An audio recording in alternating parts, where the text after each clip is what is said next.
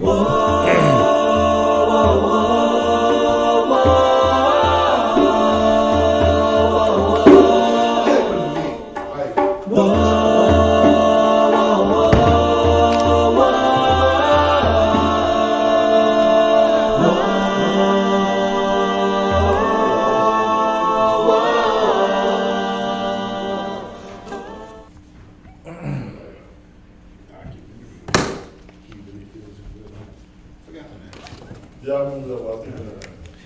right.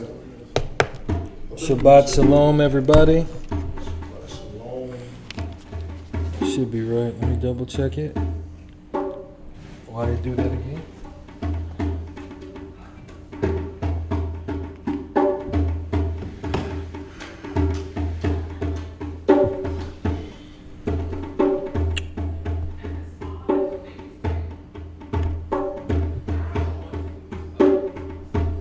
Come on.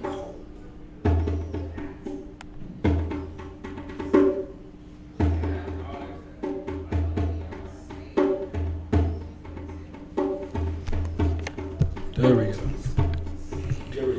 So, again, Shabbat Shalom, everybody.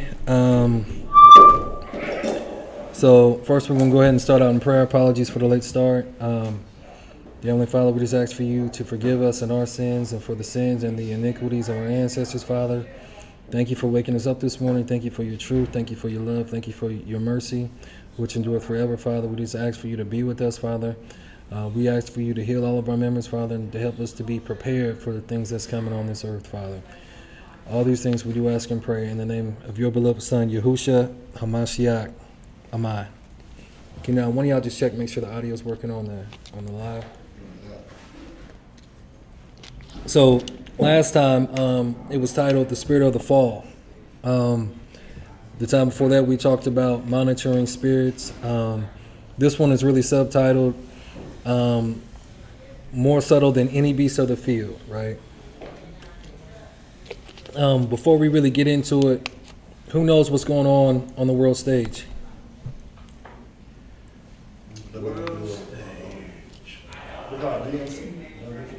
Democratic Convention. Mm-hmm. That's been kind of overshadowing everything with that. Exactly. I'm glad you said that. Because y'all know this is political season or voting season, right? Huh?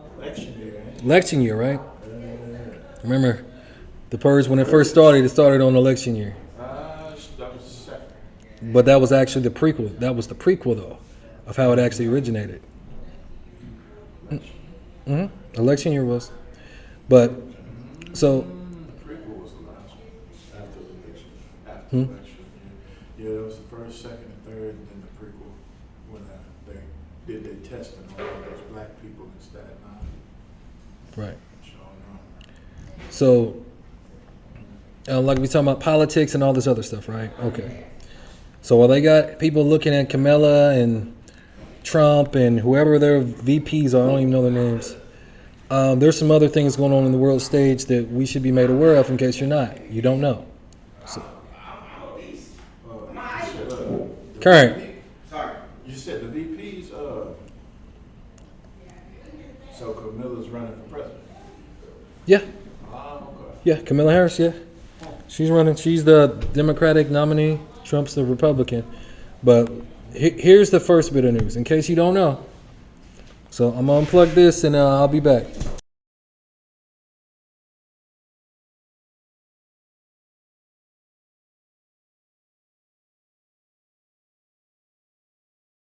Purposes. Okay.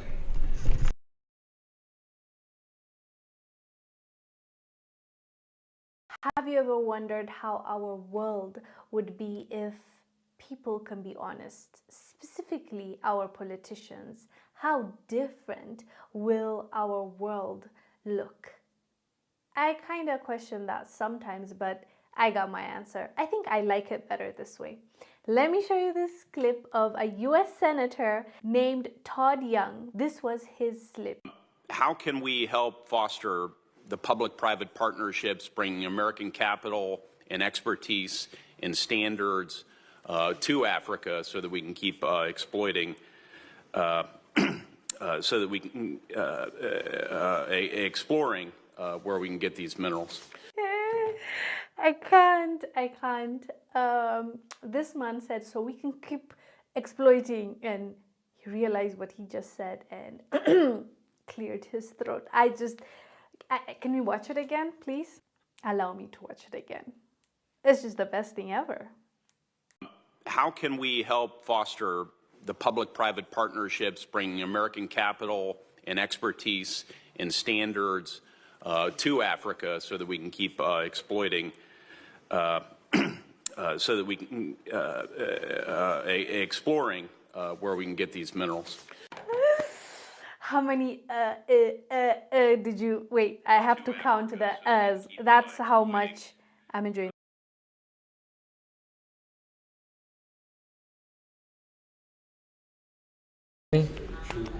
That was crazy. I was like, because he couldn't stop stuttering. Like, oh man, I didn't let the cat out the bag now, right? It was on him, right? But there's gonna be somebody over there that's gonna be like, that's a wish to take it because Right. everybody already trying to line their pockets. Always, right? Yeah, but the thing about it, there, fam, is that the Most High is raising up a whole. That mic's on, right? The Most High is raising up a whole different group of people, different men, because you got some brothers over there like Abraham Traore that's not going ahead and playing that madness. Now, he's not the only one. There's several of other brothers out there saying, nah, you all gonna have to. This is our minerals. You know, this is a different day and time. You know. And I'm glad you said that. So that brings me to the next video. Have you ever wondered how Fair use again. This is for educational and training purposes. You're gonna have to read it, just so y'all know. You're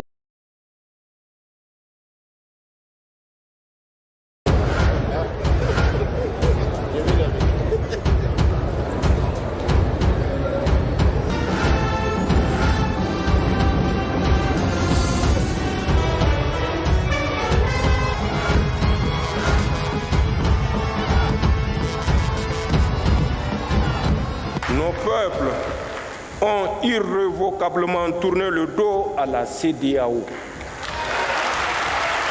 Il nous appartient aujourd'hui de faire la Confédération Alliance des États du Sahel. Une alternative à tout regroupement régional factice en construisant une communauté souveraine des peuples.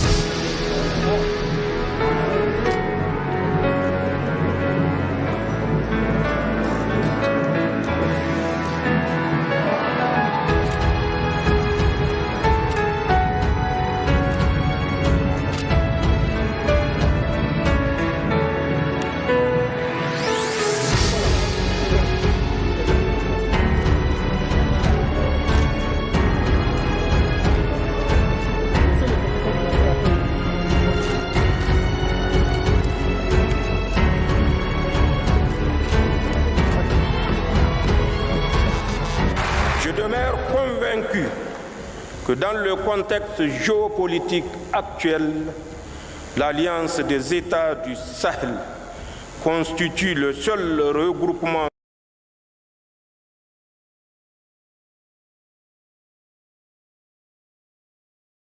about the French and the United States, right?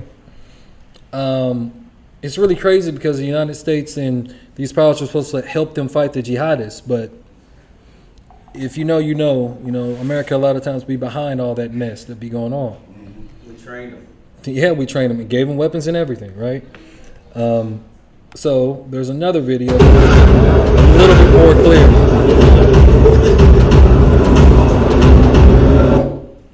Fair use.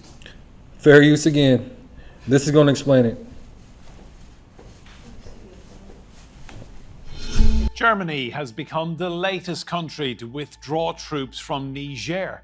Is Europe's influence in the Sahel waning, and what might replace it?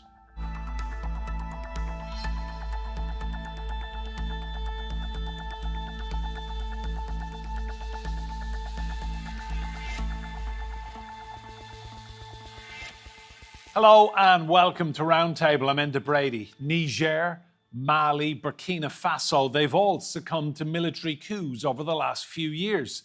Western nations are responding by withdrawing their troops, and Russia now appears to be all too happy to take their place. What impact could all this have on the Sahel's regional security and stability? From Mali to Niger, anti-French sentiment in the Sahel region has been growing in recent years, with regular protests against the former colonial power's presence and calls for greater African sovereignty instead. These protests, coupled with economic grievances and political corruption, led to the coups in Burkina Faso, Mali and Niger over the last 4 years. All three countries have expelled French soldiers who are part of counter-terror missions. Now they're turning towards Russia for military help. France is not the only Western country to get the boot. Germany plans to march its troops out of Niger by the end of August, following failed negotiations with Niger's ruling military regime. We have seen that, with a view towards a Russian role in Mali and now also in Niger, we weren't able to continue the supporting role that we had taken on before, in the area of security, in the field of policing, and also training within the UN mission, because the trust that existed before was no longer there. The US is the next Western country to exit the Sahel, with troops already beginning to leave their bases in Niger. They face a deadline of no later than September. Western troops were deployed to the Sahel to tackle insurgent groups, deliver humanitarian aid, and to bring stability for the benefit of both the Sahel and Europe. However, political violence has surged in the region since Mali's coup in 2021, and a humanitarian crisis continues, with a quarter of Sahel's population of 94 million in need of aid. So can the Sahel find peace and security without Western troops? Well, let's bring in our guests joining us from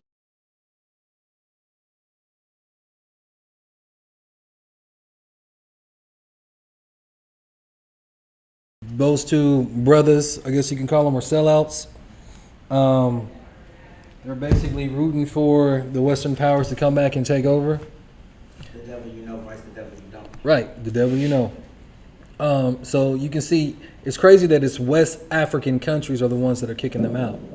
Now, if y'all aren't aware, most of us come from West Africa, from the slave trade. So who remembers the names of the countries or the cities that we were a part of in the 15s and 1600s from last week? One started with the D, one started with the W. Huh? Dahomey, okay. It's called Benin now. But what was the other one called? Started with the W. Ouida, right? Ouida, which is Judah, right?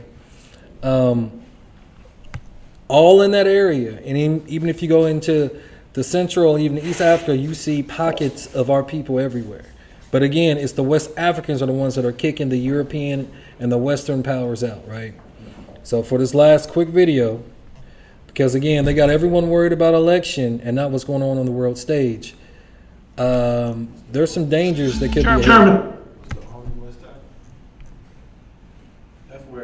Yeah, because the Dahomey took over Ouida, and Ouida became, I guess you could say, a vassal state of Dahomey. Ain't that the stage that they used, the place that they used for the Woman King?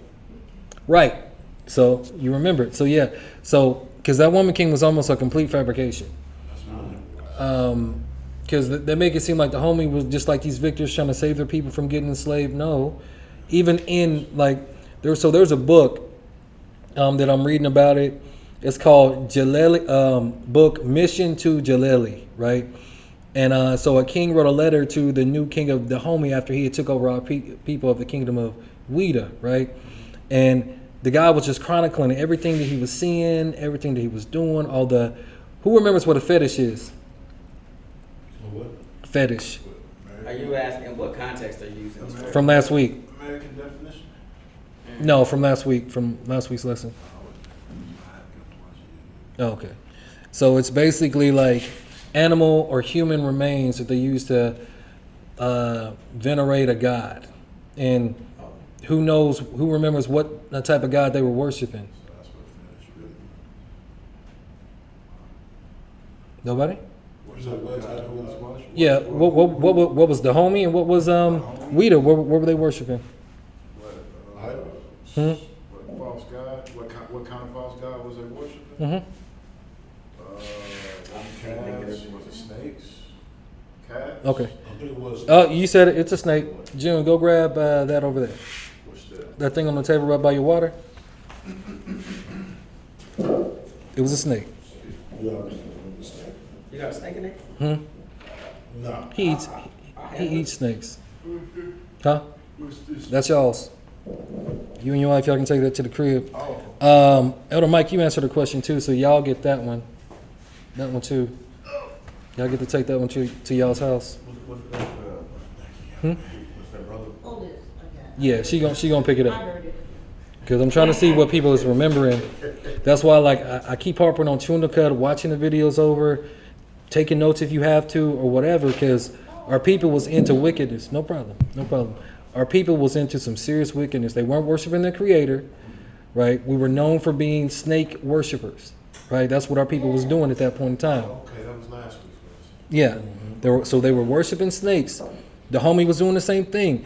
They also had another religion called Voodoo, right, which is the father of voodoo and all this other type stuff. But all of this stuff goes back to worshiping a snake, right? So again, we're gonna watch this video, and this is. Go ahead. This is a question to you there, teacher. Do you think a lot of that also stems from during the time that Moshe, our ancestor, when during the time when when they were our people were being disobedient, and the vipers bit them, and this the story there. Yep. Put it on the pole, and matter of fact, it even till this day, that's part of a symbol that the medical profession uses. Yep, it is. That came from for healing. Came from us. So I'm wondering if this here possibly is. I mean, I'm just thought. Our people will find anything to worship. I mean, when it comes down to it. But yeah, because again, we are the children of the book. Those are our ancestors, and stories get passed down. They find out, oh, this snake actually, you could look at it and not die and be healed. Yeah, they started worshiping that thing. But the homie, so what was crazy about the homie, because even like online, they'll say that, they got that from Weeda, but the tribe of Dan was into wickedness before that. You can read in Judges to find out about that. But the homie, they had these human sacrifice rituals. So anytime a king was about to go to war, anytime that like it was his birthday, and then even annually, he would have human sacrifices. This is the tribe of Dan. The homie is the tribe of Dan. So if y'all haven't watched last week's, I suggest y'all go back and watch it, because I was going to recap all that, but I'm going to save that because on this week's Midrash, it's already about 90% done. We're just going to be going over the history of where our peoples were found in Africa, in different places, right? So now we're going to check out this video real quick, because this is something else that people, we've been talking about. Potentially a civil war could happen, maybe a race war could happen here in America, right?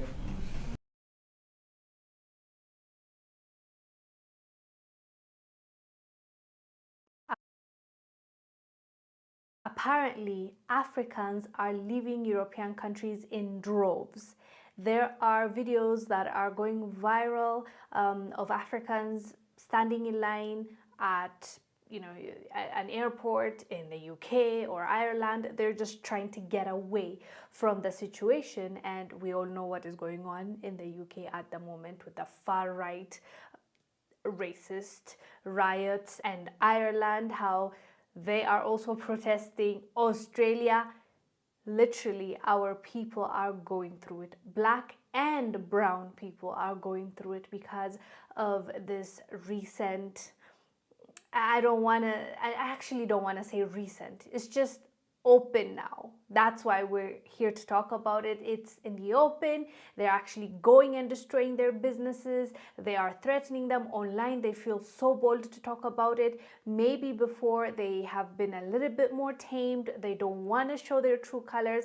That's the difference. I don't want to say this happened all of a sudden, because we always talk about the microaggression and the racism, the discrimination, the system being built to help and support white people, right? That's a conversation we've been having. So yeah, we're not new to the news, but honestly, seeing our people coming out like this, coming back and getting tired of the treatment and everything that they're going through is something that I think us Africans need to start realizing.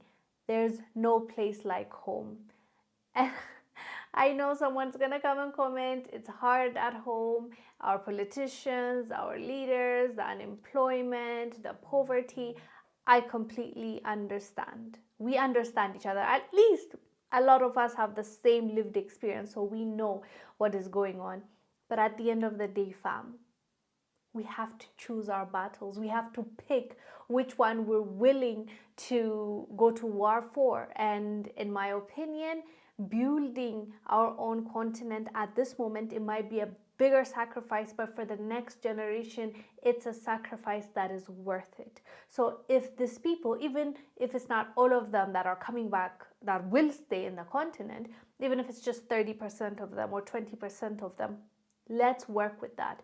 Let's see what you can bring now to your country. What exactly are you bringing in? Is it money? Is it your skills? Is it, some of these technological advances that you are able to achieve or learn when you are out there? Because at the end of the day, in Africa, a lot of our schools teach us theory, but did we really learn the technical of things, how things work, how to make them? Unfortunately, in many cases, that's a no. And we have to be honest with ourselves. So some of our diasporas have been exposed to many things that maybe the locals have not been exposed to, the people that have never left their countries. So what are you bringing in? Let's work together. Let's develop our countries. And then, because of that, you can fix your continent. That's how it works, So one step at a time.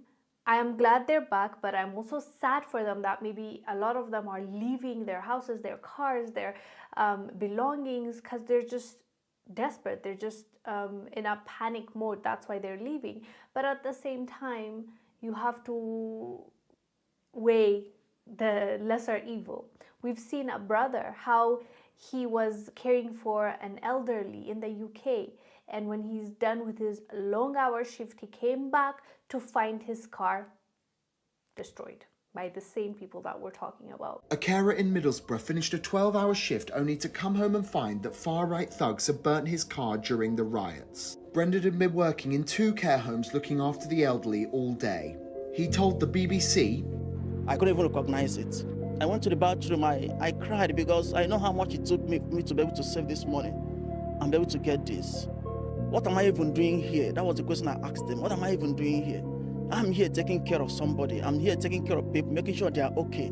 They are elderly. A GoFundMe page has been set up to try and help Brendan get a new car, and it's already raised over £20,000 in less than 24 hours. And last week I covered the stories coming out of the UK, how our brothers and sisters are scared for their lives. They don't want to leave their house because of everything that is going on.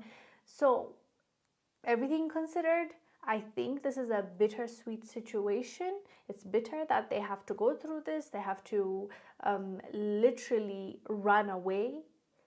But the sweet part is, if we can now see this, us as Africans, what others are doing to us, how they are treating us, how they are toward us, and we can take notes and improve ourselves. If we don't improve our home, ourselves, what's out there, same situation awaits us. I think it's smart to learn from history and from others and their experience. Anyways, fam, let me know. Apparently, Africans are leaving European countries in. I showed y'all that because these people, they cousins, they family members is over here. And we both know if Trump don't win, because they said far right would be the Republicans, right? Republican-minded people. If Trump don't get in office this time, I don't know if y'all be watching the videos and and reading the comments in these rallies, the way they be talking all crazy. Oh, y'all can go back to Africa. Y'all can go do this. Y'all can get up out of here if y'all don't like it. Like, that's the spirit of the oppressor. So, again, I'm just trying to make y'all aware that that's what's going on over in Europe and all these different European countries. Our people's literally scared for their life, scared to go outside. Go ahead, Elder. One of the things that I've noticed over the years, and even within the diaspora, a lot of people coming from other countries, and they're taught to side with the system of white supremacy. I'm talking about all other brothers and sisters. You know, get on team white supremacy and oppress the ADOS, African American Descendants of Slavery Foundation of Black America, until they get their so-called Negro wake-up call. And a lot of these other countries, they don't understand, because one of the things that, and I personally found out, I had somebody tell me this here, that, hey, they're coached to hate us when they come into, from other countries, but the thing about it, they don't understand why over in Europe, for example, what they're going through, yeah, we've been through that too, but the thing about it, a lot of what they're experiencing over there, it ain't gonna happen over here like that, because we got a history of, and they say, oh, you African Americans, you guys is violent and all that. Well, there's a reason why we're that way. And a lot of that was protection. That's because they don't turn up. They know that we got a history of turning up and turning out. Yeah. Over there, a lot of and they don't have guns over there either. So yeah, also good point. But they're finally finding out, hey, under the system of white supremacy and systematic racism, you guys have to change your mindset. This, because we do know that most of the house of YAH'S is over in the Americas, specifically North America. Well, there's more in South, but yeah. Yeah. Yeah, more of us went to South America on the slave ships than here.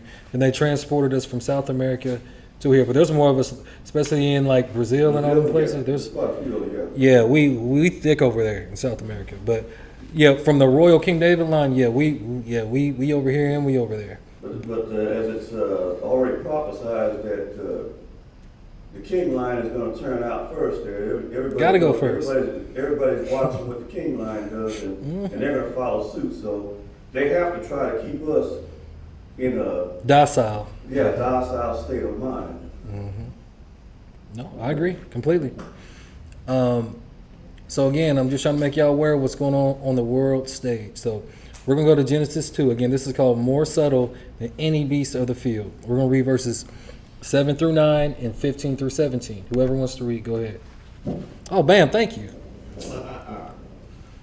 And Yahweh, our Elohim, formed man of the dust of the ground and breathed into his nostrils the breath of life. And man became a living soul. And Yahweh Elohim planted a garden eastward in Eden. And there he put the man whom he had formed. And out of the ground made Yahweh to grow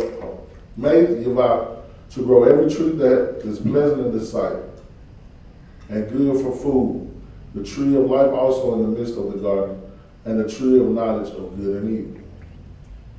So there's only one tree in the middle of the garden, right? No, it was two.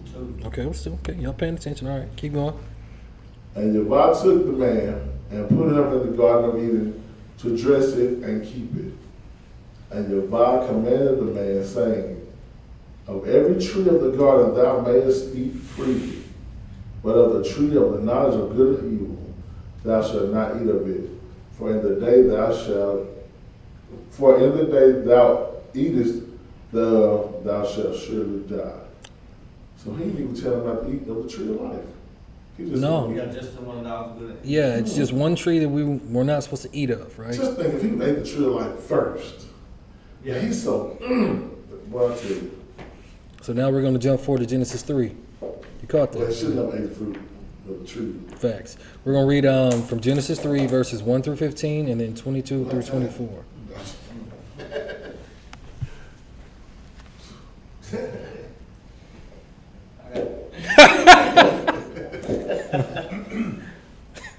Now the serpent was more subtle than any beast in the field, which the Most High Elohim had made.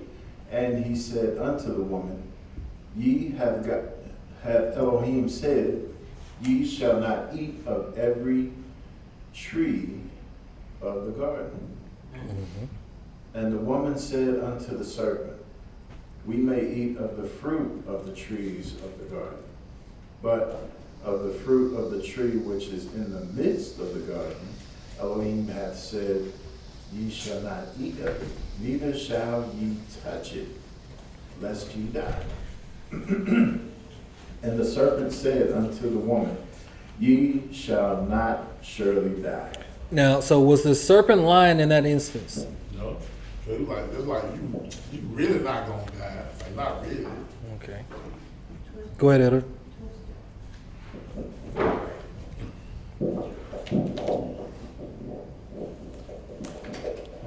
Now, referring to the trees in the midst of this garden now, I had to study years ago on this. Mm-hmm. And then when you go to actual Hebrew, Nakash. Mm-hmm. And you start that. Oh, you're talking about the tree. My bad. Yeah, that's not Nakash. On the tree, there's two words for tree. Mm-hmm. In the Hebrew language. One has to deal with an actual plant tree. Mm-hmm. And the other has to deal with the backbone, the central nervous system, mm-hmm. which is referring to an entity like us. We have a central nervous system, right, and a backbone. Mm-hmm. And when it was talking about, we were instructed, give us this day our daily bread that we're supposed to eat. So this is something to think about now. Mm-hmm. Is that tree in the midst of the garden? Is that the living entity? You have the Most High Hamashiach there that when Adam was supposed to be taking instructions there, but you also have, because you always got the yin and yang, always remember, mm-hmm. And you have this other entity, Lucifer, Hasatan. Mm-hmm. You see where I'm getting at? Yes, sir. Were you supposed to eat? We said, eat from this one, but don't eat. Mm-hmm. We talking about taking the physical, eating the physical fruit. We're not Christians. We don't have the Christian eyes on, so mm-hmm. we know it's not a literal tree, right? We can all agree that what he's talking about is not a literal tree. But what verse did you stop at? Keep going. 5. Oh, you finished it? No, I didn't. Okay. We're going to get to that, to the answer of your question. We're not going to get to it all today. No, ain't no way. But yeah, we're going to take our time. We're going to just move along. Go ahead. For Elohim do know that in the day ye eat thereof, then your eyes shall be opened, and ye shall be as gods, knowing good and evil. So did he lie? No. He told how would I word that? He told a doctored truth. Half truth. Yeah. Right? Because the eyes were open. We are like the Most High. We were already like the Most High because we were made in His image, right? Mm-hmm. He said, you ain't gonna surely die. You ain't gonna die right in that instant. Yeah. He didn't lie. It'll take some time. Huh? It'll take some time. It'll take some time though. So he told the truth, but still lied at the same time, twisting the truth. a dangerous doctrine, right? So what does it mean to be subtle? Like quiet, like careful. Subtle. Careful? Yeah, careful. Calm, tactical, Unassuming. Deceitful. Brennan said me. Deceitful. So this is about more subtle than any beast of the field, right? Okay, so subtle in Hebrew, right? This word is arum or aram, right? And it means prudent, crafty, or subtle. So out of all those words, because you said careful, so crafty goes along with that, sensible, but it said prudent. And the thing about prudence is, according to the definition I'm going to read to y'all, so prudent means, you're not going to see it on the screen, acting with or showing care and thought for the future. So this creature was already doing things and preparing for the future. So when you're dealing with this tree of the knowledge of good and evil, it's always got your end in mind. It's not just about you slipping up this one time. It wants your life, your soul, wants you to be in torment all the time, right? Because again, it's prudent and it's thinking about the end, right? Go ahead. Can you read what prudent means again, please? Prudent means acting with or showing care and thought for the future. So he was subtle because he was trying to change their future, because before the fall, there was nothing in how they were made to be able to die until sin came in, right? So he was thinking, because like if you read like texts that were taken out, it talks about how the angels were scared of Adam and Eve before the fall. And then once the fall came, a complete 180, then we became scared of everything, right? Because we lost the light. That's why we need a Mashiach to bring us back to that, right? So we can have the grace and the power that we were initially imbued with from the beginning. Because the enemy, he comes to do what? Steal, kill, and destroy. He is very prudent, very subtle, right? I don't do these things for the people now. I do this for your children, their children's children. Yeah, forever, ever.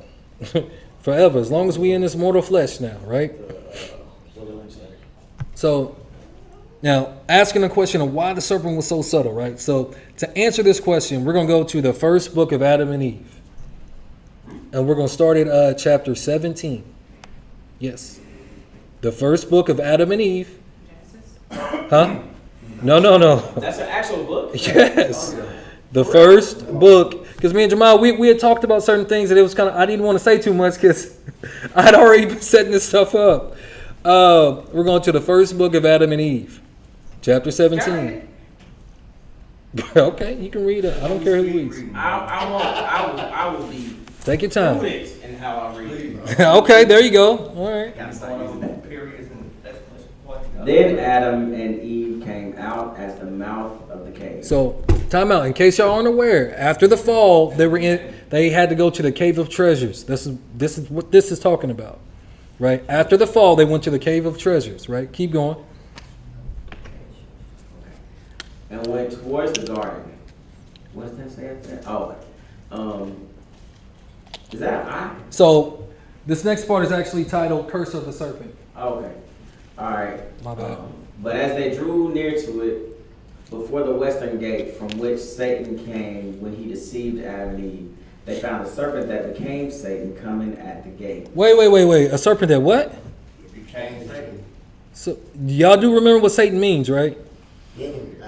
Adversary. He became it. Not necessarily that he was in the beginning. So what we was talking about the other day, huh? Mm-hmm. Yeah, that anger. Yeah. Keep going. And sorrowfully licking the dust and wriggling on its breast on the ground by reason of the curse that fell upon it from the Most High. Okay, keep going. And whereas aforetime the serpent was the most exalted of all beasts, now it was changed and become slippery and the meanest of them all, and it crept on its breast and went on its belly, and went on its belly. And whereas it was the fairest of all beasts, it had been changed and was become the ugliest of them all. Instead of feeding on the best food, now it turned to eat the dust instead of dwelling as before in the best places. Now it lived in the dust. June, what do you got to say? You look like you got something you want to say. Said,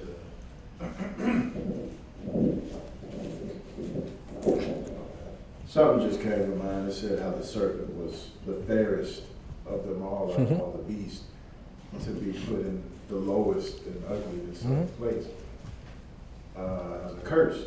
Yep. That's where, what is it, Greek mythology? That's what happened to Medusa, the Titan. She was the fairest woman of them all, and I think it was Zeus that sought her out. Hera, Zeus's wife / sister, got jealous of her, turned her into Medusa, which was a woman with what? With snakes. On where? All for her hair. Okay. Her hair was made of snakes. So that's what came to mind just then. Yep. Because y'all got to remember Greek and Roman mythology. So gods and goddesses, if you look at their architecture, from the waist down, they would have a snake's body. That's how you would know if it was a Nephilim or a god or something. They would have a snake's body from the waist down. Even if you go back to Egypt, some of the Egyptian hieroglyphs also, same thing. Same thing. So we just read that this serpent was, exalted and this and that. So we're going to go to Ezekiel 28, right? And we're going to read verses 13 through 16. I'm going to read this. Thou hast been in Eden, the garden of Yah. Every precious stone was thy covering. The sardis, the topaz, and the diamond, the beryl, the onyx, and the jasper, the sapphire, the emerald, and the carbuncle, and gold.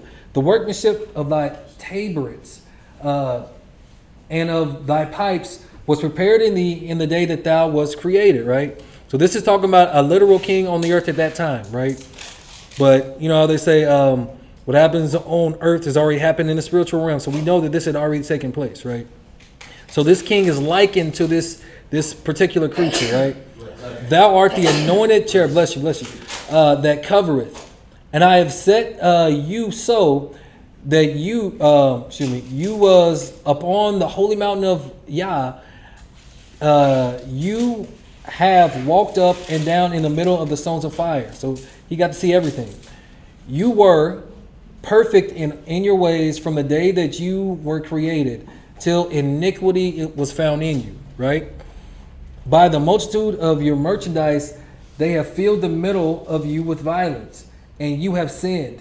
Therefore, I will cast you as profane out of the mountain of Yah, and I will destroy you, O covering cherub, from the middle of the stones of fire. So there was something that was guarding the Garden of Eden, right? But this particular king, he's been likened to this covering cherub, right? So I was looking like, well, what is a cherub? Because is it a serpent? It's not. I forgot about it, but it is an angelic being, guardian of Eden, that flanks the throne of the Most High, as an image of a hovering of the Ark of the Covenant of Yahuwah. So I was just looking like, okay, so that's not really a good example. So then I was like, wait a minute, I remember one, Isaiah 14. So we'll go there. So again, that was referring to a king of that time, right? I believe his name was Tyrus. So Isaiah 14. We're going to read verses 12 through 15. How art thou fallen from heaven, O Lucifer, son of the morning? How art thou cut down to the ground, which did weaken the nations?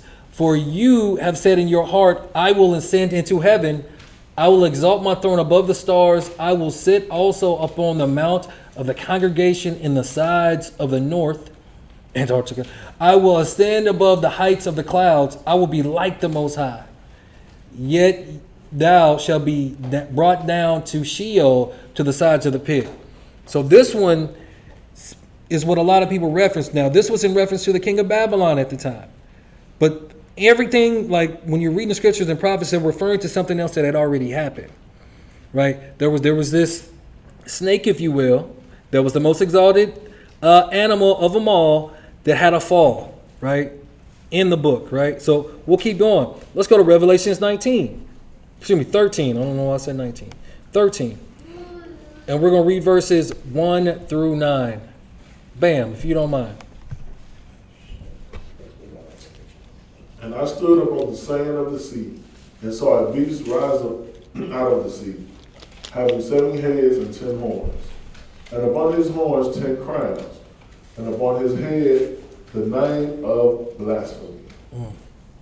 And the beast which I saw was like unto a leopard, and his feet were as the feet of a bear, and his mouth as the mouth of a lion. And the dragon gave him his power and his seat and great authority. So the dragon gave who his power? The beast, right? So a dragon is really a what? Let's just cut down to it. A serpent. It's really a serpent, right? That's what I was thinking when he was saying like the greatest beast, like this. Like, so he was a dragon. Exactly, right? And remember, our people were worshiping serpents, so they were worshiping dragons in West Africa, and they're still doing it today, and they brought it over here. There's a lot of people, because if y'all remember from the lesson from last week, they ended up mixing voodoo with Christianity, because voodoo is a religion to where it allows for adaptation. So you can just keep accepting all this. So they go to a Christian church or whatever, and then they go do their rituals and voodoo and all this other type stuff, right? Because we were just into everything except for the Most High. Keep going. And I saw one of his heads as it were wounded to death.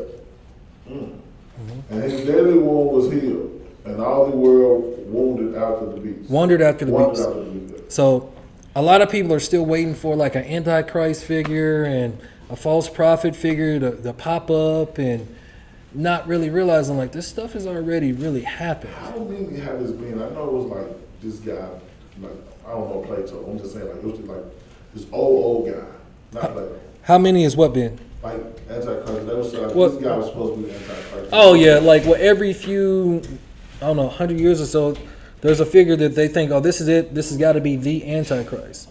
How many people count him? Because like I don't know exactly how many people they've thought it has been the Antichrist. I don't know. Yeah, that's what I'm saying. That's why I don't know. But people keep looking for like one figure and another, and I'm just like, man, it has to do with the Roman Catholic Church. It has to do with what happened to the people of the book. So you kind of got to keep that in context. But keep going.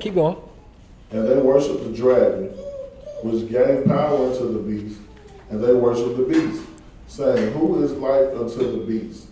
Who is able to make war with him?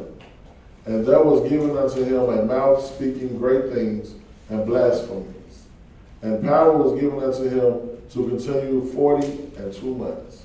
Right, so that's what they're thinking. When this great tribulation hits off, it's only going to be for 3.5 years, and then there's a rapture event, and then, Mashiach comes back, and they're judging everybody, and this and that and that and this.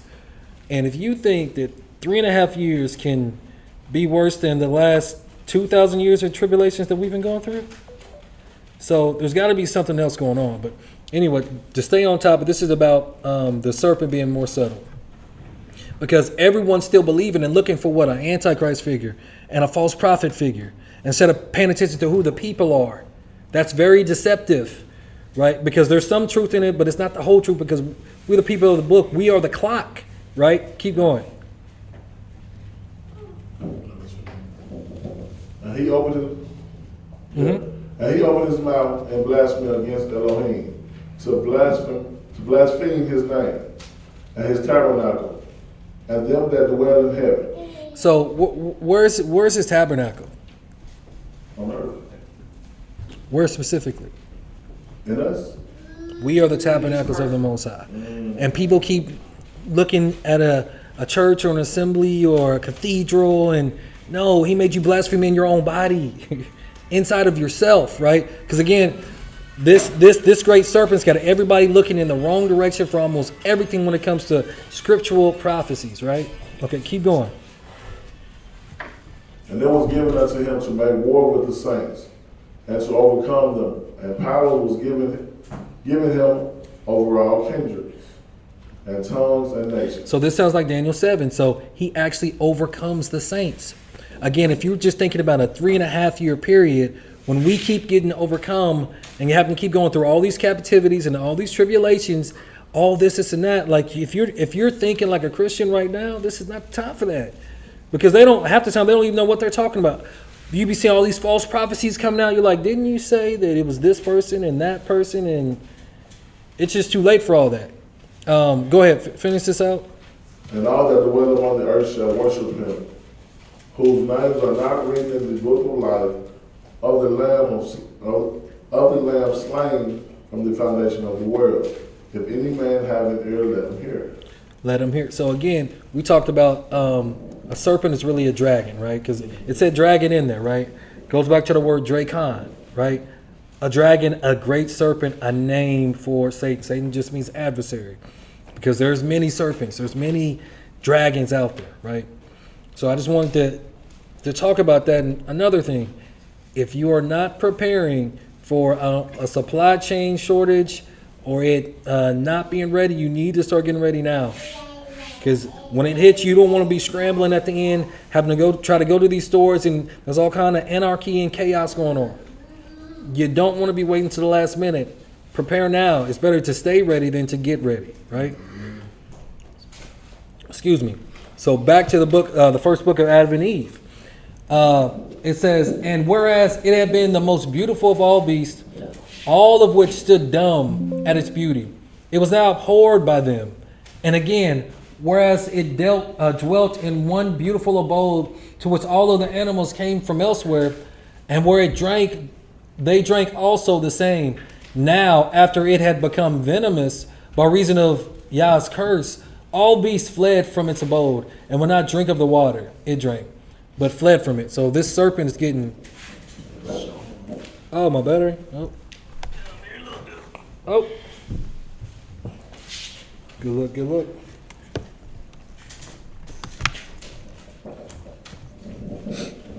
Right? Water from it, right? So now nobody wants to be around this particular serpent or whatever, right? So now let's go to 18. The first book of Adam and Eve, chapter 18. Brandon, you got, actually, Jamal, you read.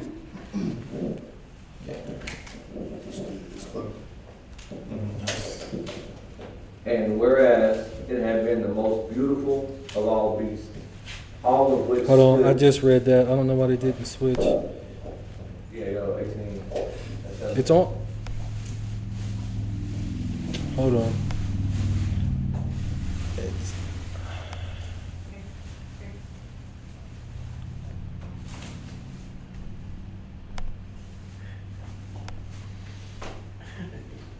There we go. 18. Now we're good. Okay. When the accursed serpent saw Adam and Eve, it swelled its head, stood on its tail, and with eyes blood red, did as if it would kill them.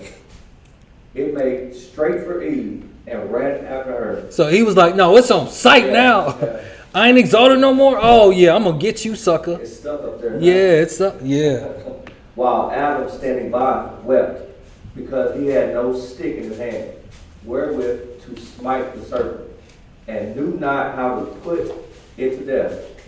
But with a heart burning for Eve, Adam approached the serpent and held it by the tail.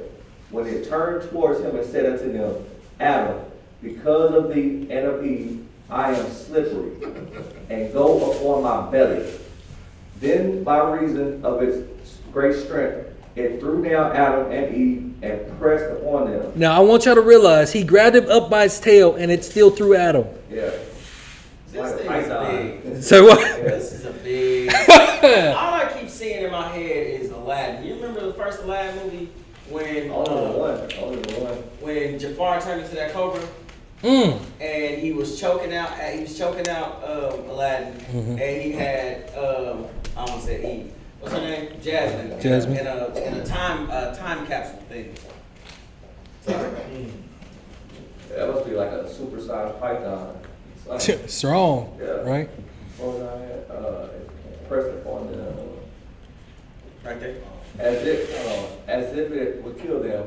But God sent an angel who threw the serpent away from them and raised them up. Because they had to, because they didn't have no power, right? Then the word of Yah came to the serpent and said unto it, in the first instance I made thee glib and made thee to go upon thy belly, but I did not deprive thee of speech. Now, however, be thou dumb and speak no more. Now, how wicked do you got to be to blame them when you cause them to fall? So you cause your own curse on you. Yeah. But that's the mind of somebody that, He might have the backfire on him. yeah, of a narcissist. Of a narcissist, right? Like, oh, because of you and your wife now, look at me, I'm eating dust, and well, I can't kick it with nobody, and I'm not exalted no more, it's your fault. And as soon as he saw them, he made a beeline, yeah, I'm gonna get Eve, yeah, it's on now, it's her fault. I don't know why she listened to me, she know I was lying.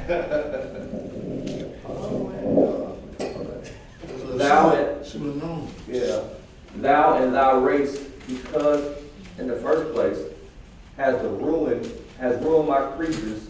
Thou and thy race, because in the first place has the ruined my creatures happened through thee. And now that wishes to kill them, then the serpent was struck dumb and spake no more. And a wind came to blow from heaven by command of Yah. And send them where? That carried away the serpent from Adam and Eve, threw it on the seashore, and it landed in India. India. So what you have to understand is snake worship goes way beyond Moses lifting up a staff, the brazen serpent, and people can be healed looking at it. It's way before that. Because it's global. And you have to, the only reason why we're going over this is because we're trying to crush the head of the snake. You got to know what or who you're fighting against, because who goes to war without knowing who they're fighting against? I'm ready. Hey, who we fighting against? Where we going?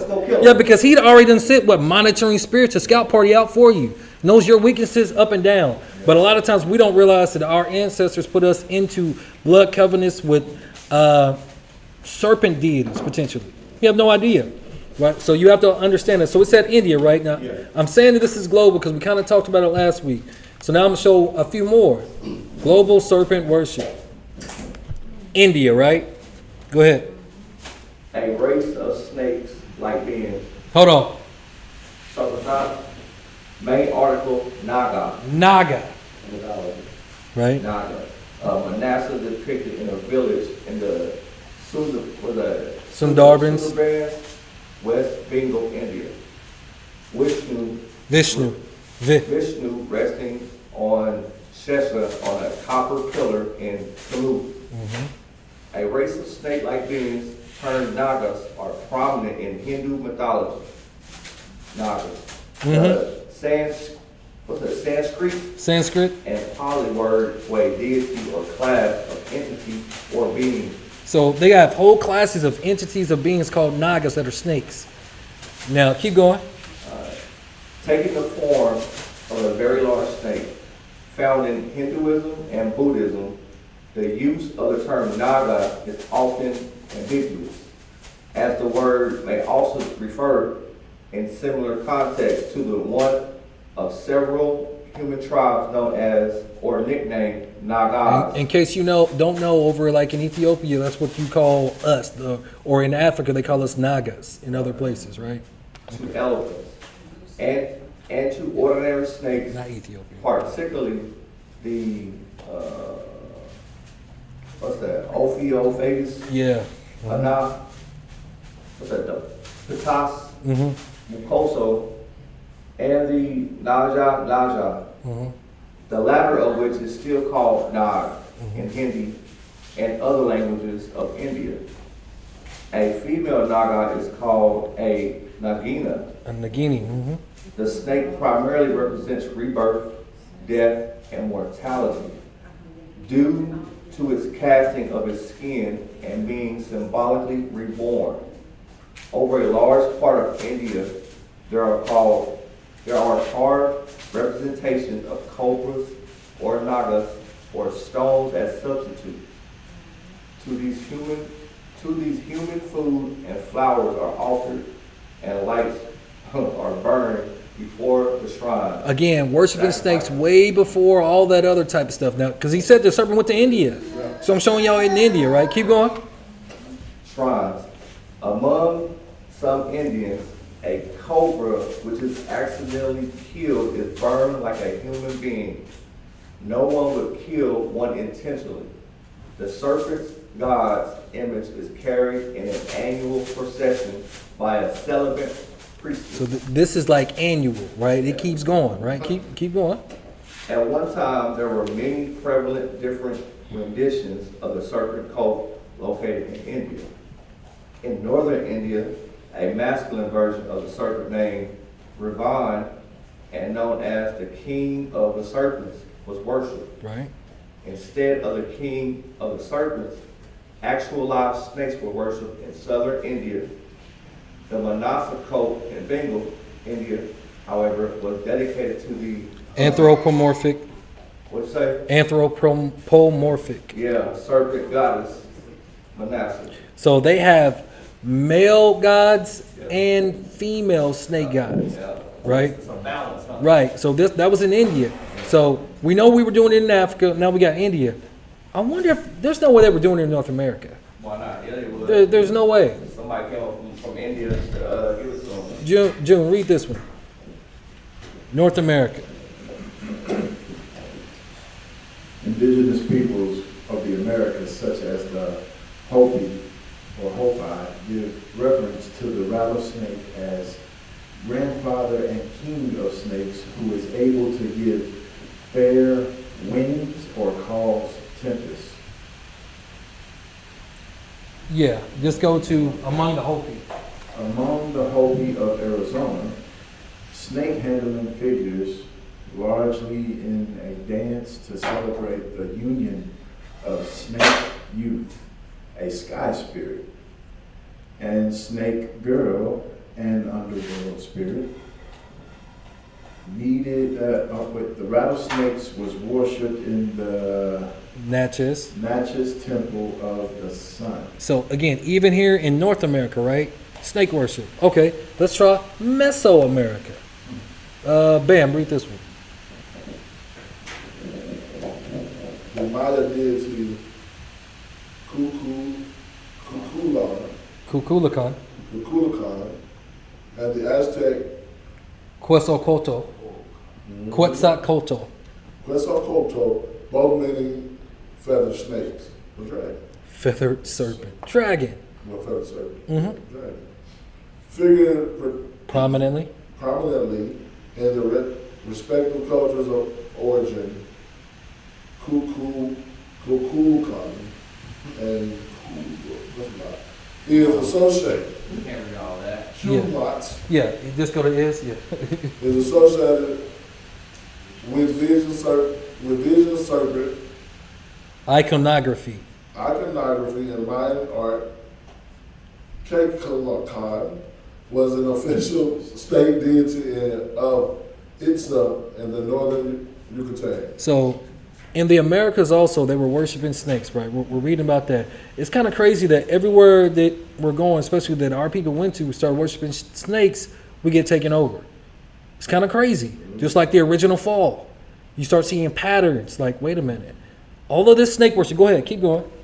The worship of Quetzalcoatl dates back to as early as the 1st century BC at Teotihuacan in the post-classic period, AD 915-19.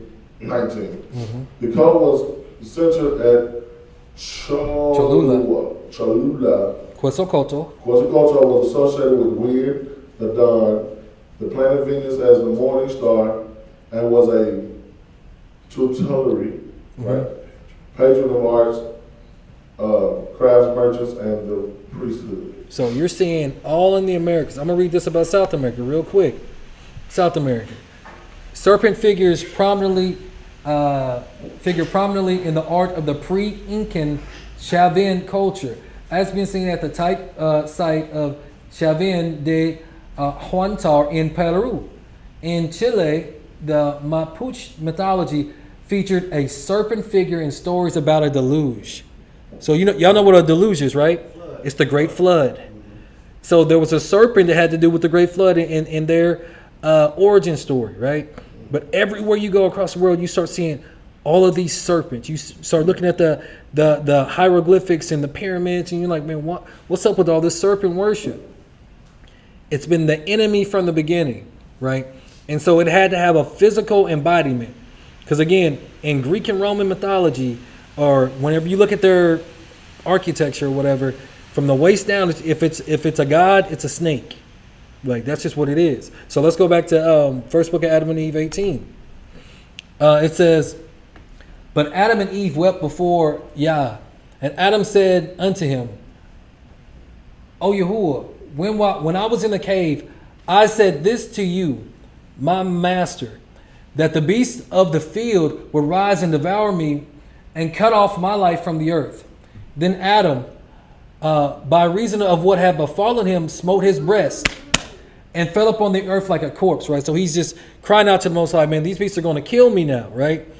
Then came to him Mashiach, who raised him and said unto him, O Adam, not one of the beasts will be able to hurt you, because when I made the beasts and other moving things come to you in the cave. So this is why this beast was more subtle than any of them in the field. One of y'all read that next verse. I did not let the serpent come with them. What? I did not let the serpent come with them. So when Adam was looking at all the different creatures and naming them, the serpent wasn't there. So that's one thing. You're like, what is this strange thing that's coming up to me and that can talk? Like, oh, wait a minute. That's interesting, right? Okay, keep going. Lest it should rise against you, and make you tremble, and the fear of it should fall into your hearts. For I knew that the accursed one is wicked. Therefore would I not let it come near you with the other beasts. But now strengthen thy heart and fear not. I am with thee until the end of the days, and I have determined on thee. So again, wasn't even there. So it was the curiosity, like, man, what are you? Oh no, the Most High said, yeah, no, he said I can't eat of it. You know, this and that. Oh, he didn't say you're not surely gonna die. You can trust me. You don't even know me like that. You just trusting some stranger like that. It's crazy. So that's crazy. He did name everything. Except, like you said, in these stories, the serpent was already named. Mm-hmm. So that should let you know something. So back to Genesis 3 real quick. So verse 6. And when the woman saw that the tree was good for food, and that it was pleasant to the eyes, and a tree to be desired to make one wise, she took of the fruit thereof, and did eat, and also gave unto her husband with her, and he did eat. And the eyes of them were both opened, and they knew that they were naked, and they sewed fig leaves together, and made themselves aprons. And they heard the voice of Yahuwah walking in the garden in the cool of the day. And Adam and his wife hid themselves from the presence of Yahuwah amongst the trees of the garden. And Yahuwah called unto Adam and said unto him, Where are you? And he said, I heard your voice in the garden, and I was afraid because I was naked, and I hid myself. So, go ahead. No, say what you gotta say. Huh? So, when you look into the definitions of the words, when you talk about Garden of Eden, do y'all remember what it breaks down to? It breaks down to the enclosure of pleasure. Yeah. So some people theorize that it was probably a place for them to procreate, but it was a place of safety because Adam was already a priest. That's why he was dressed to make sure everything was operating in order. Right? That's what some people say. I don't necessarily believe that. But if you go back and you look at the words that's there, it's going to break down to Garden of Pleasure. And then this serpent waited until Adam was gone and came to his wife. And because he was in that instance, he was a monitoring spirit. And he already knew it ain't going to take much because Adam ain't here, to be the other half, to give her reason or anything. Right. So exactly, to be a covering. So let me go ahead and do this thing now. But he didn't even think he was very prudent in thinking about our future, but he didn't think about his future. Right? Hit himself, right? So I'm gonna keep going. He was already exalted, so he thought what was gonna happen to me. Yeah, I'm already immortal. What's he gonna do to me? He heard it. And he said, Who told you that you were naked? You have eaten of the tree whereof I commanded that you should not eat. And the man said, The woman, passing the buck, the woman whom you gave to me to be with me, she gave me of the tree, and I did eat. If you're wrong, man, own up to it. Don't pass the buck like that. And Yahuwah said unto the woman, What is this that you have done? And the woman said, The serpent beguiled me. And I did eat. And Yahuwah said unto the serpent, because thou hast done this thing, you are cursed above all cattle and above every beast of the field. Upon thy belly shalt thou go, and thus shalt thou eat all the days of your life. And I will put enmity between you and the woman, and between your seed and her seed. It shall bruise thy head, and you shall bruise his heel. The problem is we're not really bruising the head because we don't really know what we've been fighting against. We don't understand that the iniquities of the fathers has been activated. So we're not even praying against that. We're just praying for stuff that we need, in the meantime, because we're not really being prudent. We're not thinking or praying with the end in mind, right? Using Ephesians 6, putting on the whole armor to protect us from these pitfalls, because especially like when you receive what you would call a blessing. Like my mama, she ended up reminding me, like, whenever you get a blessing, expect the enemy to be acting ugly, like in the very next instance. And that's what happens. And you're just like, wow, I ain't done nothing to you.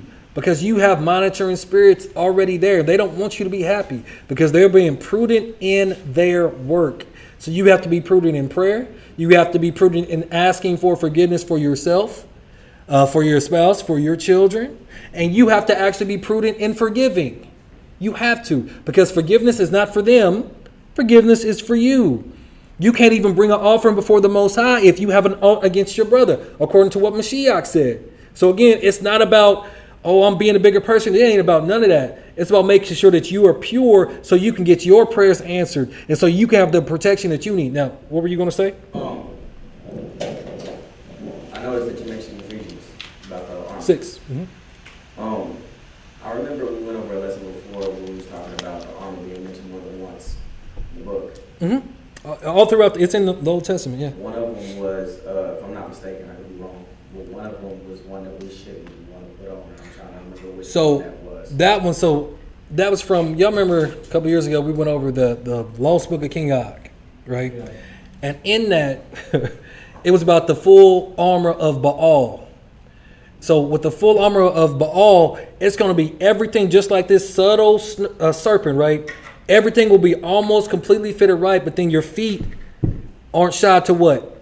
The preparation of the gospel of peace. You got everything else on, but you got, but your feet ain't shod. Or you don't have your loins girt, right? You don't have the breastplate of righteousness on. You don't have the helmet of salvation. You ain't got the sword of truth. You don't got none of that, right? You have half truths, which means you go to war with that thing. What you gonna do? It's gonna show. The crazy thing about the sword of truth is a sword is used for what? Huh? Light somebody up. Sword. And that's it. And dress. That's it, right? Sacrifice. Huh? For the most part, to cut something, cut through. So that's it. It's used to like you said, to kill somebody, to attack somebody. See, that's something that's what I would call the sword of Baal's truth. Because a sword can also be used for defense. It's not just used for offense. It's also used for defense, right? So, no, I asked everybody, and everybody, it was a consensus. That's why. Huh? I didn't hear him say protect. I didn't hear that. Right, but it also has a secondary. That's why it's like a double edge, right? It's all in one, bro. Huh? It's got the sharp side. It's got the blunt side. The blunt side is for protection. The sharp side is for right. Exactly. 9 times out of 9, we're gonna be attacking. Yeah. Exactly, and then again with this false armor of Baal, everything be so close. You'll feel like you feel in the spirit, and there's other things that you're actually tapping into. It's really close, but that's why it's the most subtle creature of the field, the most subtle beast. Everything be just right, and it's one thing off. Going kind of bouncing off of what the elder was talking about, because we're not going to get into everything about that yet. Maybe next Shabbat. But again, it'd be so close, and it'd be so intoxicating. You'll have all this good stuff happening, and next thing you know, you've been pulling it from a different source. And then you wonder, all of a sudden, you just start getting hit and hit and hit. Like, well, okay, well, what's going on here? Have you really been praying? Or have you just been been going with the flow, and then this other source has been blessing you? I'm just saying, because it can happen, right? So we're going to keep going. So bruise his heel, because again, we're supposed to be bruising the head. So now we're jumping. Wait, did it go backwards? supposed to be going to 22 to 24. Hold on. Well, I guess I messed that one up. My bad, y'all. It's fine. So, with all this now, I know it still hasn't fully answered why it was the most subtle beast, right? We're getting close to it. So now, we're going to go to the first book of Enoch, or the book of the Watchers. We're going to chapter 4. Who wants to read this? Okay, because I'm trying to speed this up because I know we got it. Bam said I got it. Go ahead. And after that, my grandfather Enoch gave me the teaching of all the secrets in the book and the parables which he had been given unto him. And he put them together for me in the words of the book of the parables. Who's his grandpa? Who's Enoch's grandson? Who was it? Methuselah? I thought it was wait. So, Enoch's grandson. Enoch's grandson. I thought it was his son. Is it Jared? Is it? Jared. Methuselah's Enoch's son? Well, I'll keep reading until I figure it out. Yeah, keep And going. on that day, Michael answered Raphael and said, the power of the Spirit transports and makes me to tremble because of the severity of the judgment of the secrets. The judgment of the angels, who can endure the severe judgment which has been executed, and before which thou melt away. And Michael answered again and said unto Raphael, who is he whose heart is not softened concerning it, and whose reins are not troubled by the word of the judgment that has gone forth of them, because of those who have thus led them out. So y'all know that this is all in reference to what happened, right? When Watchers came down, mated with the daughters of men, right?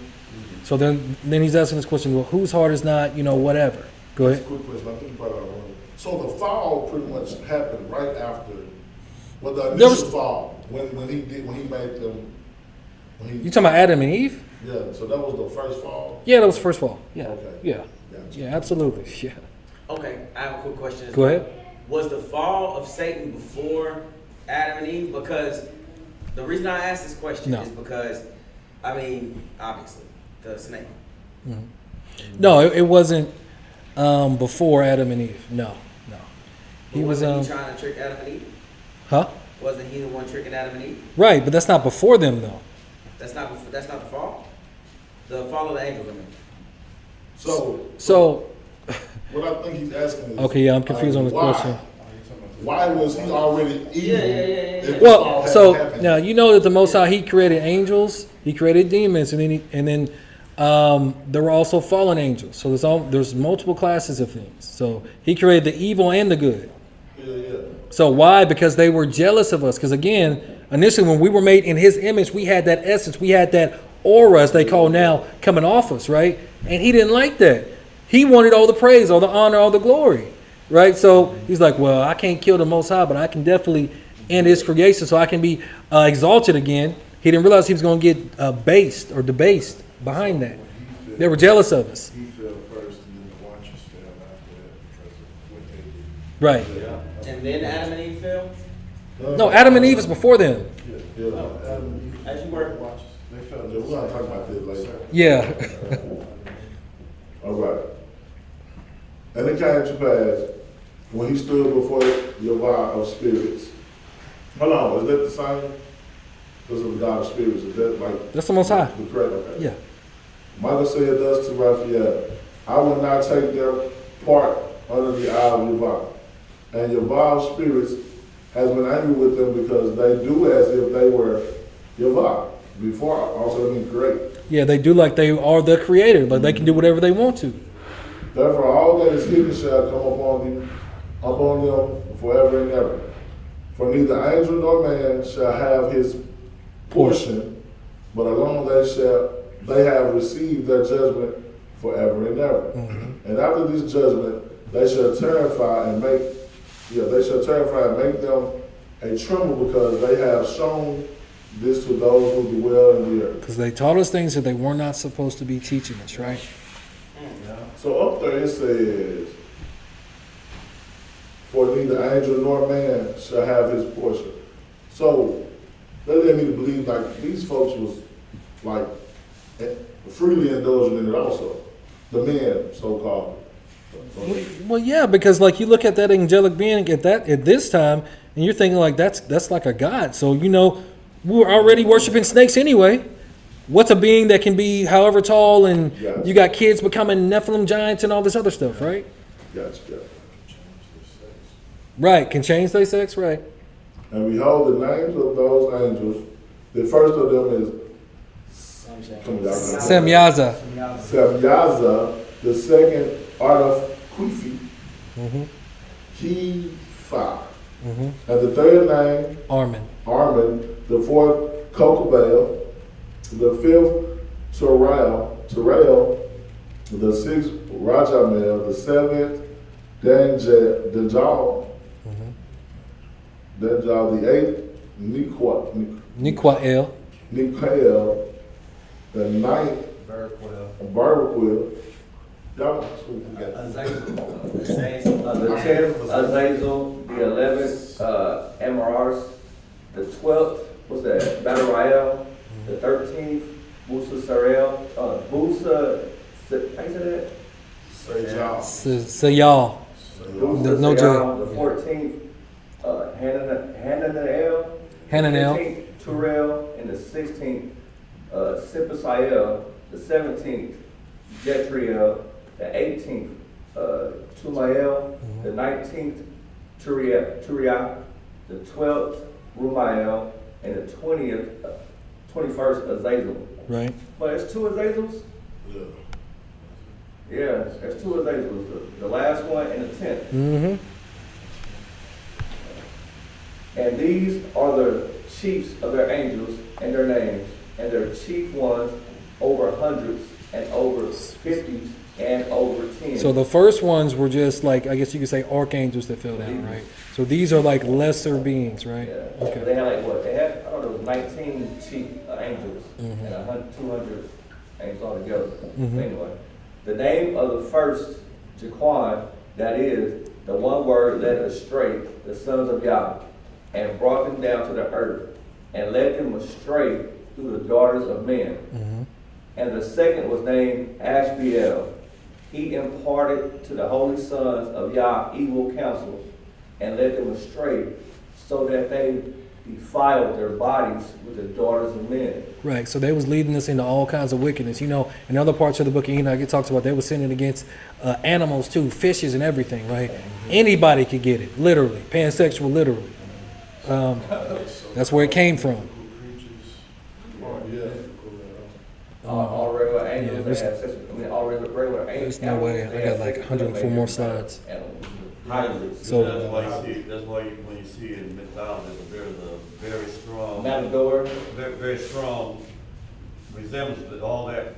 When you see the people with bodies and half horse and all that, yeah. Heads looking like bulls. Oh yeah, because that's huge in Kemet. In Kemet, yeah. That's one of the reasons, man. Esau killed one of them. When you talk about bestiality, that's the reason why the Most High says throughout. I don't remember which book it was. One of the 5 books of Moshe that you go ahead and you kill a man or a woman in that animal, so that bloodline is done. Yeah, if somebody's doing that wickedness, everything got. You don't even eat the animal. All that's got to die. Ain't no way. Ain't no way. To kill the spirit of it. Yeah, you got to. Spirit of it, that's it. Now this next verse, read it. All right, and the third was named Gadriel. Gadriel, right? He it is who showed the children of men all the blows of death, and he led astray Eve, and showed the shield and the coat of Mael, and the sword for battle, and all the weapons of death to the children of men. And from his hand they have proceeded against those who dwell on the earth from that day and forevermore. So y'all caught that, right? Did y'all catch it? Yeah, he's the one who enticed the snake into telling Eve. It wasn't Lucifer. It was never No, Lucifer just means light bringer. Yeah, That again, that's a Christian mindset. That's what I was just gonna say. No, it just means light That's branded. that snake, pretty much. Yes, Gadriel. Yes. He possessed the snake to So talk to Eve. the snake would have just been like a monitoring spirit, and Gadriel would have been like a monitoring spirit to one of these fallen archangels, right? I found on the internet That's really today, ruling. And I called him about it, and we talked about it for a couple of hours. Yeah, I didn't want to say that. I'm like, man, that's kind of crazy. I was listening to it at the house. So that Okay. that angel, Gadriel, is the one who possessed the snake to trick Eve and eat that apple or that fruit. Right. It wasn't Lucifer. So the snake was like a conduit. So even if you get into voodoo and all these other religions, they'll tell you, they'll do these different incantations and do these different rituals, and then next thing you know, there's a spirit that comes on the snake and can do all kinds of manifestations and weird stuff, right? So same concept. Gadriel possesses, controls this snake, and gets this snake to do the bidding. Is that how Pharaoh did the snake tree? I mean, Moses had to do the same thing. But I know, but like, you know, he had the power most high, but Pharaoh knew they had magicians to do the same snake But tree.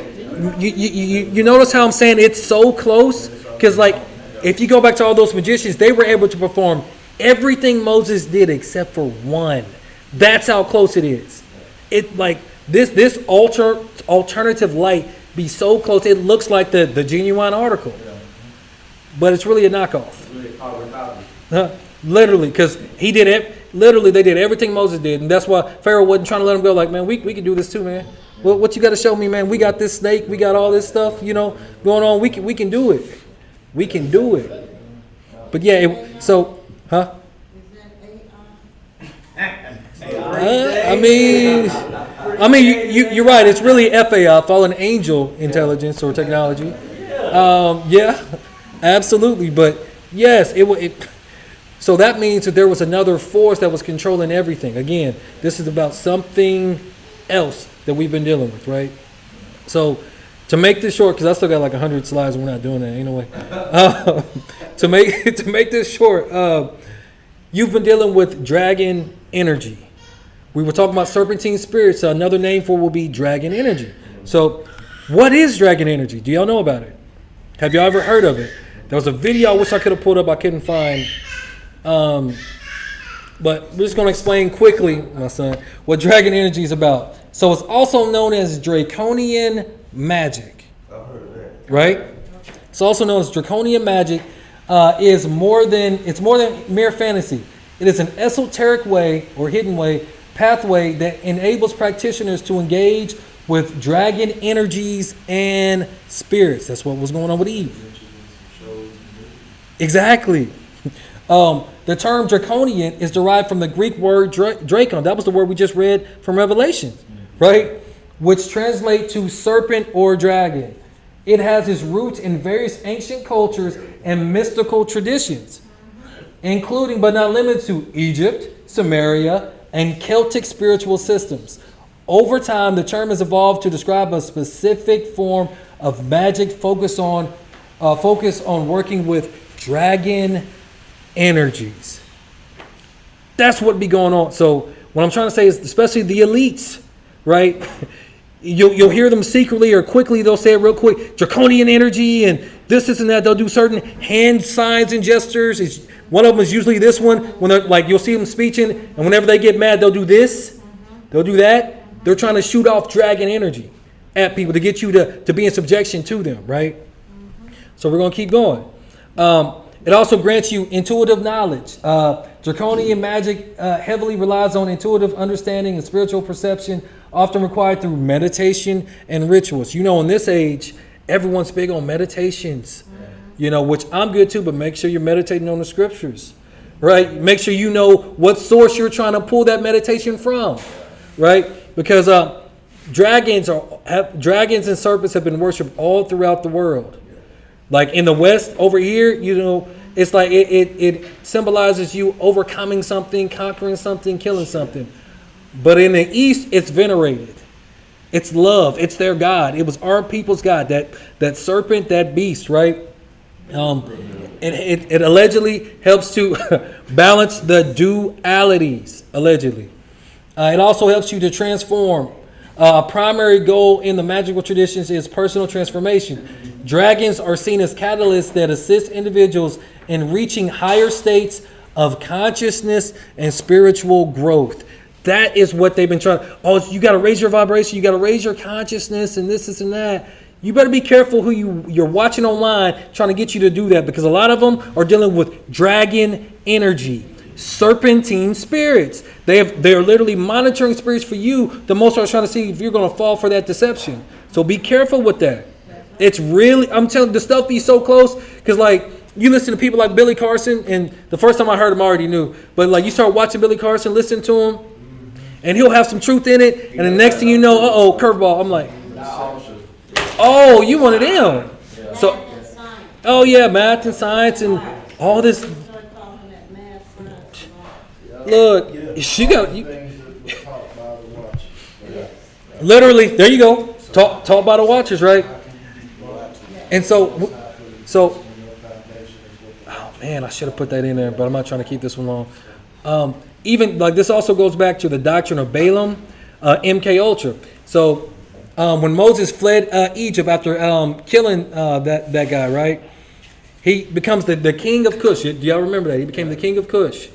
Before he became king, they had went to go fight the children of the east, right? When they came back, Balaam was already in there and got the people to fortify the land to where they couldn't get in. And so what he did when he fortified it, he put on one of the areas, he literally had all the people do all these incantations that had a ditch full of nothing but snakes. And it wasn't until the Most High gave Moses the wisdom to help them to be able to actually take that over, he became king of Cush.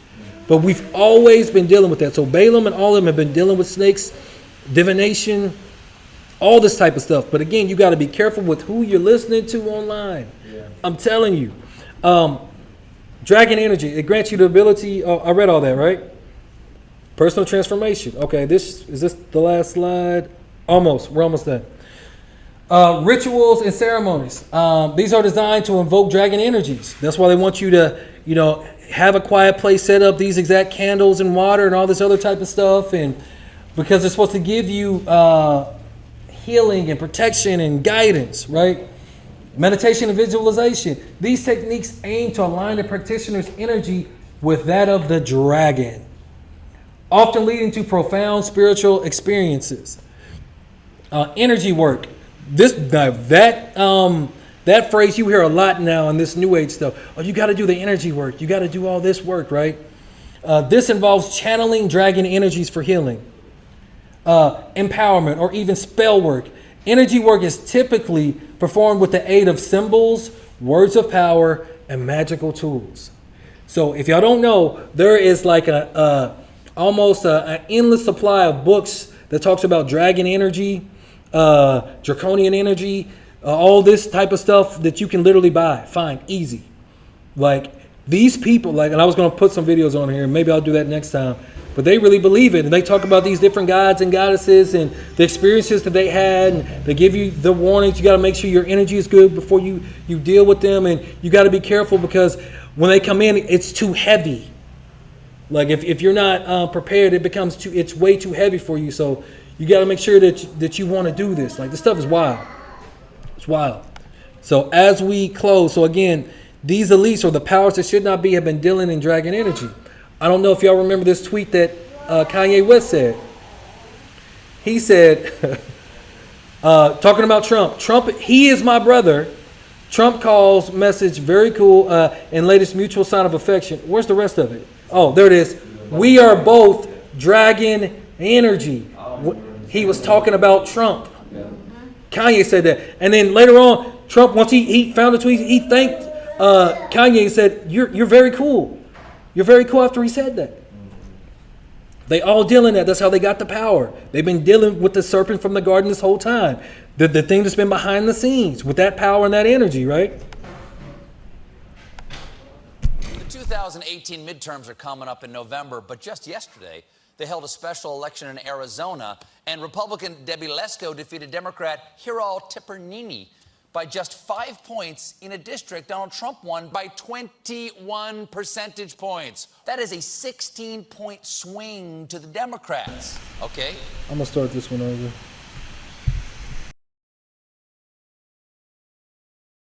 The 2018 midterms are coming up in November, but just yesterday, they held a special election in Arizona, and Republican Debbie Lesko defeated Democrat Hiro Tipernini by just 5 points in a district Donald Trump won by 21 percentage points. That is a 16-point swing to the Democrats. Okay, reason for pause for the Republicans, but Trump tweeted, "Congratulations to Republican Debbie Lesko on her big win in the special election for Arizona House seat.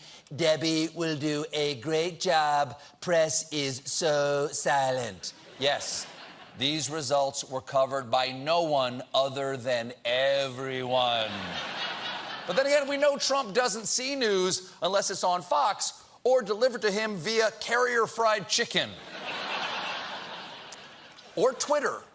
And I don't know if you've checked Twitter today, but right now my Twitter feed is just tweets from Donald Trump and Kanye West. Kanye is getting kind of political. He tweeted, "My MAGA hat is signed," followed by 30 fire emojis. Now, that is fitting, because that is how many times I would set that hat on fire. I think... Signed. That is on the side. I think Kanye's lobbying for a job as Trump's new communications director. He could just change his name to Kellyanne Kanye. But the height of Kanye's Trump praise has got to be when he tweeted, "You don't have to agree with Trump, but the mob can't make me not love him. We are both dragon energy. He is my brother. I love everyone. I don't agree with everything anyone does. That's what makes us individuals, and we have the right to independent thought." Yes, we have the right to independent thought, and I independently think that Kanye has lost his mind. You know what, Kanye? You know what?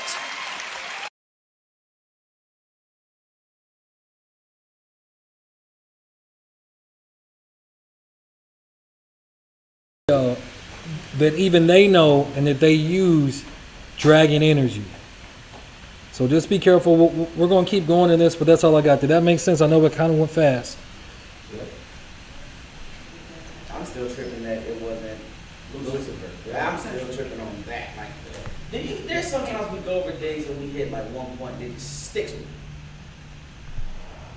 Kind of like the So he said it's safe to say that these people that deal with this, these external forces, they practice their craft just like we do. Oh, better than we do. To get. Because they be knowing their book and our book. Yeah, I know somebody like that. I know somebody that is. She was raised Christian, Baptist. I'm going to pray us out so we can keep talking. I'm going to pray us out. Father, we thank you for your word today. We just ask again for you to forgive us, Father, if we've been following the straight, Father. Just help us and lead us and guide us into all truth, Father.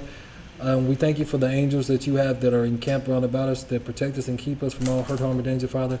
Thank you for your love, which covers a multitude and even all sins, Father. We thank you, Father, for just not forgetting the covenant that you have with Abraham and with Isaac and with Jacob, Father. And we just thank you, Father, for being our salvation, Father. All these things we do ask and pray in the name of your beloved Son, Yahushua HaMashiach. Amen. So, I am Yehuda. We are Yehuda. This is YAH'S Assembly. So, please subscribe, hit that notification bell, like and share our content. And as always, until next time, peace, family. Whoa.